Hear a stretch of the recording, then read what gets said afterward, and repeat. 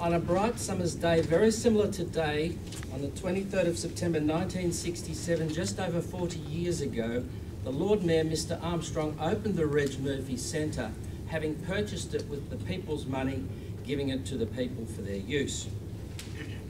In doing so, he completed a chain of events that had gone back a considerable period of time to give a lot of the people in the community who were not as well off as others the chance for a Meals on Wheels service, aged care facilities and baby health centre.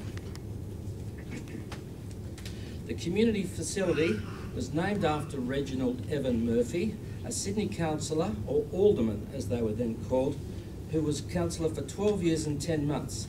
He represented this local area, which was known as at the time as the Fitzroy Ward, and he represented it from the 5th of December 1959 until the 13th of November 1967, after which council was replaced by a 3-member commission.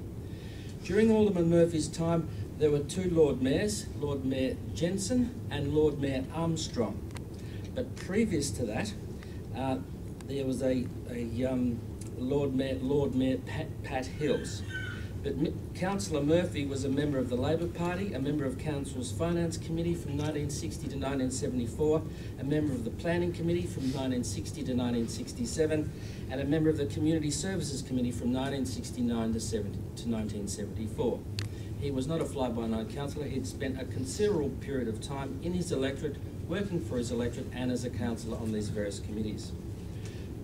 Prior to that, Lord Mayor Pat Hills in 1953 introduced a Meals on Wheels service that his wife had seen operating probably during the Depression by nuns at Coogee. Lord Mayor Hills was a local resident himself from this area, living in Maynard, just the large white building in Macleay Street, Potts Point, up around the corner. He introduced the Meals on Wheels service to Sydney, thus establishing a network of community centres to, quote, improve the health of the elderly, unquote, many of whom at the time after World War II were living in low quality accommodation, lodging and boarding homes. The Reg Murphy Centre was then opened in 1967 by the subsequent Lord Mayor, with Reg Murphy in attendant, a large contingent from the local RSL who provided the morning tea at 80 cents a head, and then a large number of distinguished guests, including Nicholas Shahady, who became Sir Nicholas Shahady, and his wife, who was referred to as Mrs. Bashir. She became Professor Bashir, the senior professor of psychiatry in the University of Sydney, and then Governor Bashir. And at the moment, Governor Bashir is still our New South Wales State Governor and the Chancellor of the University of Sydney. A plaque on the left of the community centre as you go in commemorates that opening on that time at that place for those people. Meals on Wheels itself had been going in 1957 and was introduced by the City Council, one of the first to do so. In the first week of operation, 150 meals were served and cooked in the town hall kitchen. The cost was only 2 shillings, which is about 20 cents in today's terms. That service quickly spread to other areas, and today there are 315 groups in New South Wales offering the Meals on Wheels service.